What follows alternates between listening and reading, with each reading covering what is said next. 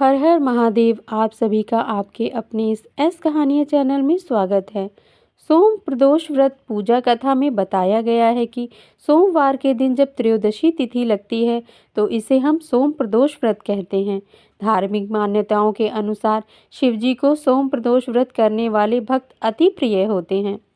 इस व्रत को रखकर जो व्रती प्रदोष काल में शिवजी की पूजा और कथा करते हैं उनकी विपदा को शिवजी जरूर हर लेते हैं। धार्मिक व्रत कथाएं और कहानी सुनने के लिए मेरे इस चैनल को सब्सक्राइब कर लें। आप सभी को यह वीडियो अच्छी लगे तो इस वीडियो को लाइक करें और कमेंट बॉक्स में हर हर महादेव लिखें। चलिए श्रवण करते हैं आज की सोम प्रदोष की व्रत कथा। सोम प्रदोष व्रत का सभी प्रदोष व्रत में अधिक महत्व बताया जाता है। धार्मिक मान्यताओं के अनुसार प्रत्येक माह की त्रयोदशी तिथि में सायंकाल को प्रदोष काल में प्रदोष व्रत का पूजन किया जाता है।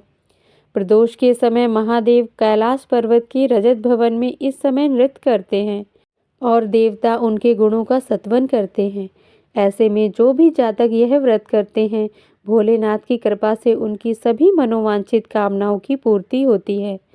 सोमवार के दिन प्रदोष व्रत को करके जो भक्त प्रदोष काल के समय भगवान शिव की पूजा करते हैं उनके सभी पाप शिवजी नष्ट कर देते हैं और शिव भक्त को प्राप्त भक्त उत्तम स्थान और सुख पाता है, जैसा कि सोम प्रदोष व्रत की कथा में बताया गया है।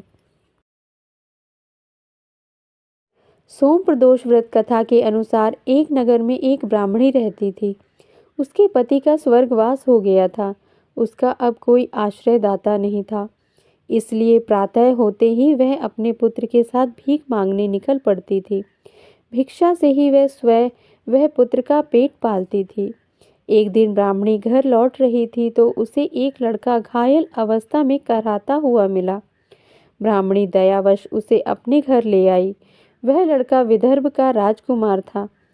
शत्रु सैनिकों ने उसके राज्य पर आक्रमण कर उसके पिता को बंदी बना लिया था और राज्य पर नियंत्रण कर लिया था, इसलिए इधर उधर भटक रहा था।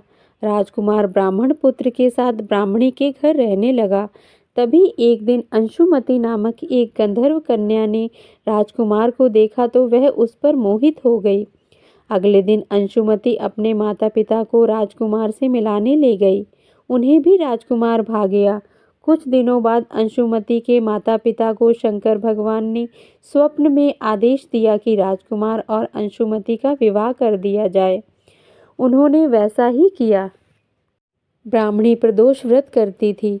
उसके व्रत के प्रभाव और गंधर्वराज की सेना की सहायता से राजकुमार ने विदर्भ से शत्रुओं को खदेड़ दिया और पिता के राज को पुनः प्राप्त कर आनंद पूर्वक रहने लगा।